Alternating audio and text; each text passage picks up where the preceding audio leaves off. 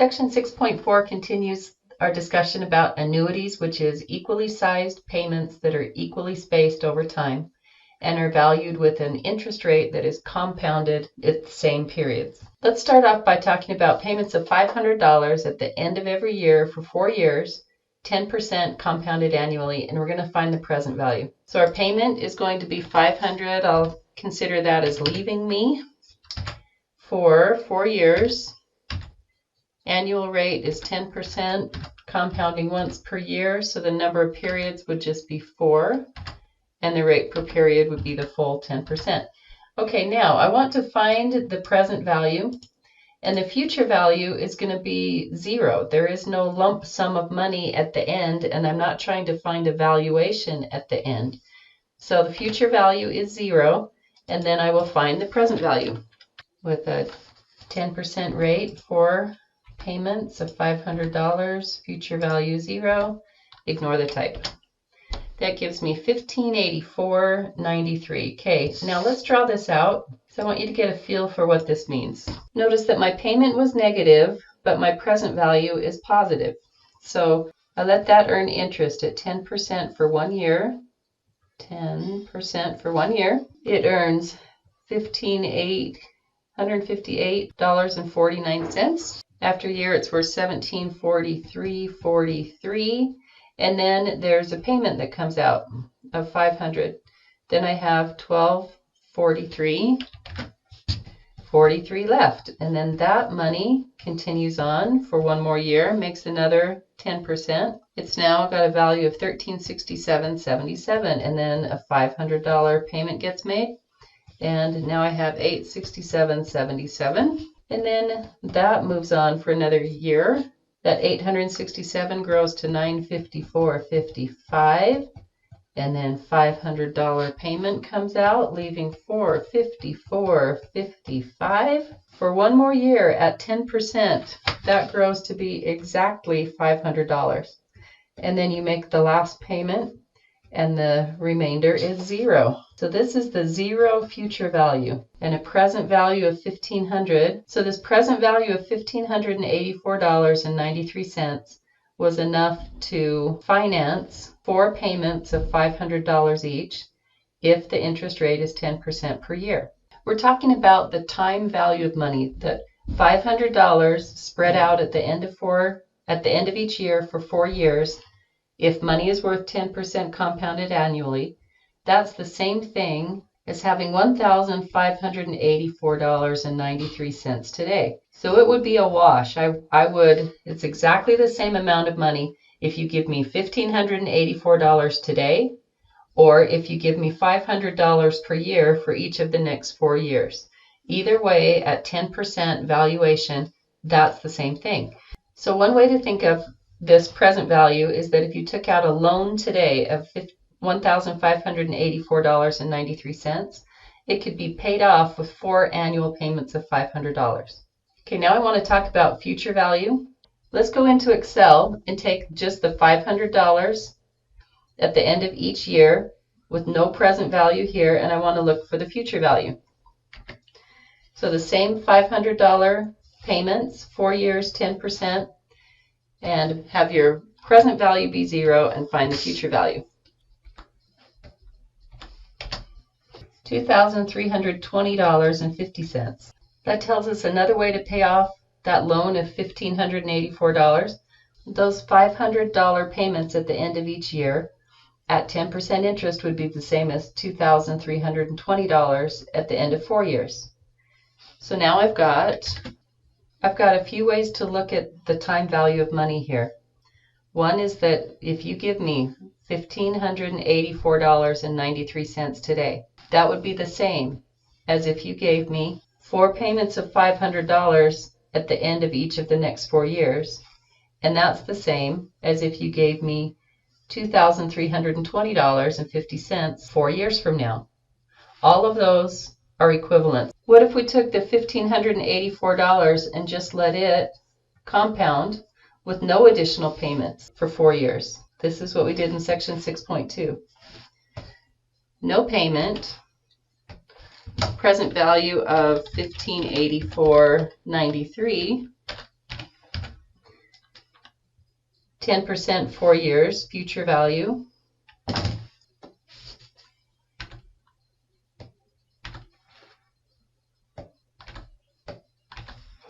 is the same. This means that if you're going to buy something and you're told, oh, that'll be 4 payments of $500 each at the end of each of the next 4 years, then if money is valued at 10% compounded annually, you should be able to say, how about I just pay you in cash today, and you wouldn't pay $2,000, you would pay $1,584. Because if you're paying full price today, you shouldn't have to pay the interest that is accounted for over time. And that should be the same thing as saying, how about if I just don't pay you these payments and 4 years from now I'll come pay you $2,320. Well, you'll pay the extra $320 because the person had to wait 4 years to get their money. $1,584, we would call this the sticker price. It's the purchase price. The $500 would be installment payments, or you could pay a single installment at the end of 4 years. Another way to think of present value is what we call a windfall. If you get a big amount of money all at once, let's say that you have, let's do retirement. You have $500,000 today, and what you want to do is plan out your retirement for the next, 50 years might be a little bit long. Let's say the next 25 years. You want to get retirement checks in quarterly payments for the next 25 years, and you're going to invest it, and it will earn 6%, and that's guaranteed. The question is, what will be the size of these quarterly payments? We could ask Excel to help us with that. I have a present value that I'm going to give someone to invest for me, so that's $500,000 leaving me today. I want to have nothing left in the account 25 years from now, so I want to completely exhaust this money over the next 25 years at 6% with quarterly compounding. So my number of periods would be 25 years, 4 compoundings, 100 payments, and I will get 6% divided into 4 equal pieces. I'll get 1.5% per quarter. My payment, PMT formula, rate per period, number of periods, present value 500,000, future value completely exhausted. Ignore the type, that will default to ordinary annuity, end of the period. That would be quarterly payments of $9,685.29. And when I make those payments, $9,600 every quarter, continuously for 25 years, when I am done, I will have exactly $0 in the account. Okay, what if, personal financial planning here, financial planning stuff, what if at the end of the 25 years, you want to have $5,000 left? We can go back and redo this. That's when we would have a present value and a future value. The payments are coming to me. I consider that positive. This future value of $5,000 that's left will be the last payment that's made to me. So I'm going to consider that as being positive money that's left. And if I change this future value, this payment should update. If I only take out $96.63.43, the extra $22 every quarter kept for 25 years should amount to that $5,000 that I have left over in the account. In fact, let's do that. Let's take $96.85.29. That would be perfect to exactly exhaust the account and have $0 left over. But if I only take $96.63.43, that's $21.86 that I don't take out. That should end up leaving me $5,000 in the account. Here we go. Just those payments of $21.86 that stay in the account every quarter for 25 years.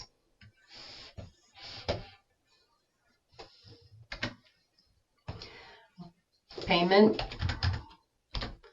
$21.86 with no present value at all. No money is at time 0. what would the future value be?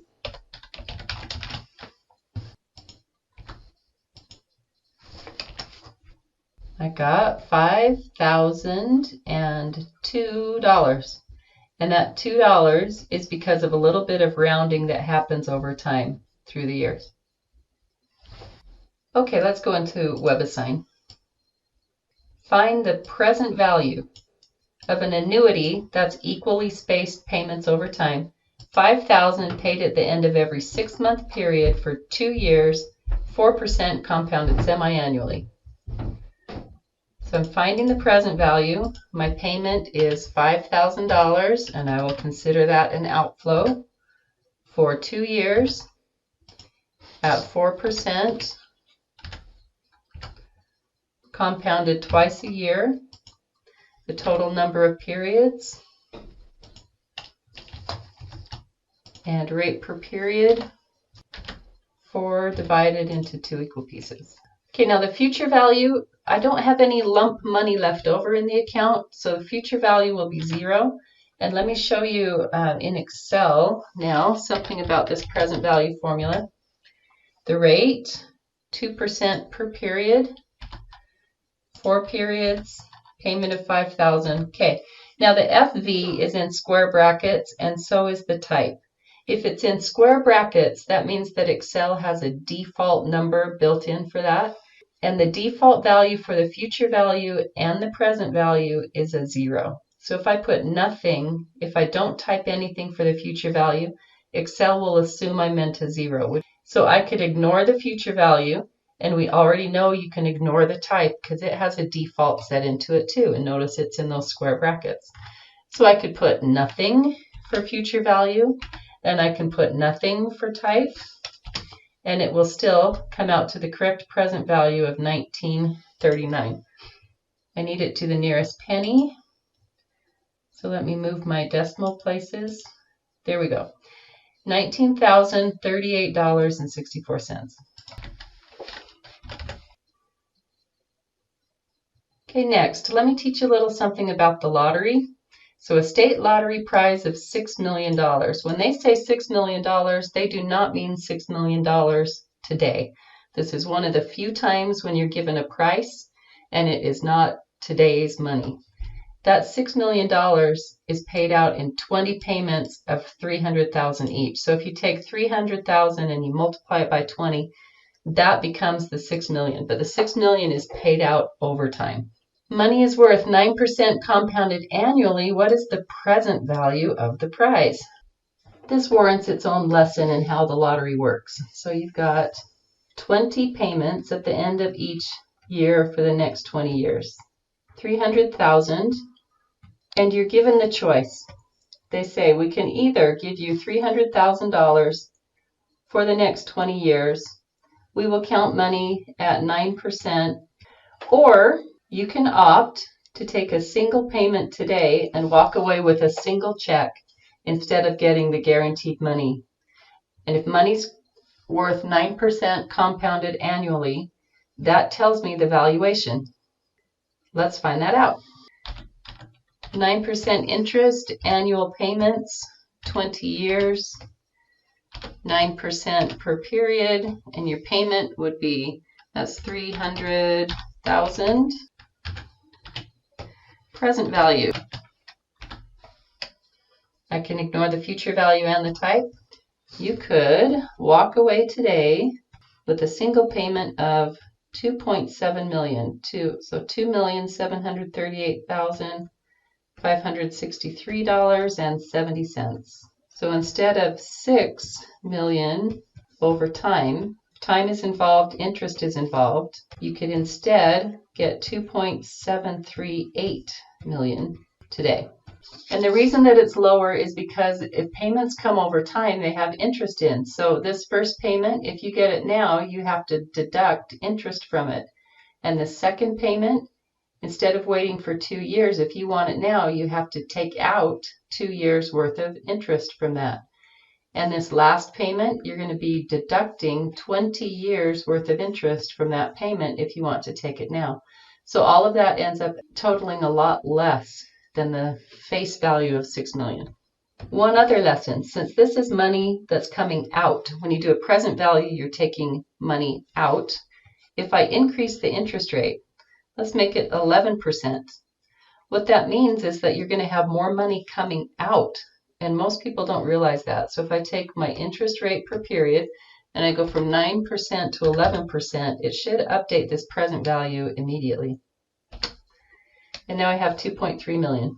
So on a present value evaluation, the higher the interest rate, the more interest gets taken out, which means the smaller your present value will be. So for our state lottery prize, our present value would have been 2,738,563.70. Oh, I put 2 periods in it. I'll change that to a comma and try again. Question 3 gives us the present value of 115,000. That's today's money now.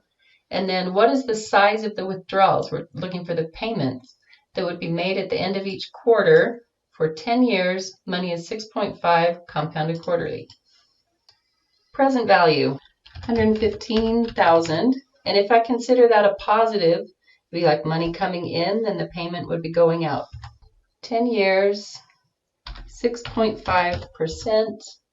Compounded quarterly, number of periods, 4 times 10, rate per period, divided into 4. Okay, your payment would equal, bring up the payment formula, future value, I didn't even put in here, but it would be a 0, because I'm assuming that those payments, that there won't be anything left in the account. Those payments will completely exhaust the 115,000, and then the type will default to end of the period.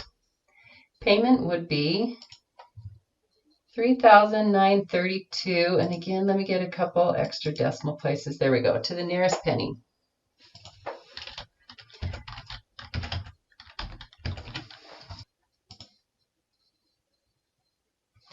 And notice that Excel will automatically make those, the present value and the payment, be opposite signs, because if I'm getting $115,000, I would have to pay it back $3,900 at a time. So if the 115 is positive, the 39 is negative. If the 115 had been a negative, and I can do that right here, if I update this to a negative and have Excel recalculate, it should make the payment a positive, which it did. Number 7 does some more retirement planning. A personal account earmarked as a retirement supplement contains $342,200. That's today. That's at the present time. $300,000 of it is used to establish an annuity that will earn 6% compounded quarterly and pay $5,500 at the end of each quarter. So now I'm going to pay someone $300,000. So I will hand that over to my financial planner and tell them that every quarter I want to get back $5,500. So I'm not going to say I want it to last for 25 years. I'm going to say I don't care how long it lasts, I have to live on $5,500. And then the question is, how long will it be until the balance is 0? And I'm going to get 6% compounded quarterly. Future value 0, present value 300,000. That should make my payments positive. If money goes out in the beginning, I should get positive money back over the years. I don't know how many years, but I know 6% compounded quarterly. I don't know the number of periods because I don't know the number of years.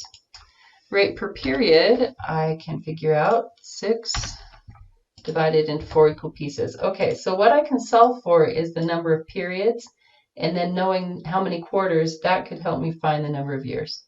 Number of periods, that's the NPER formula.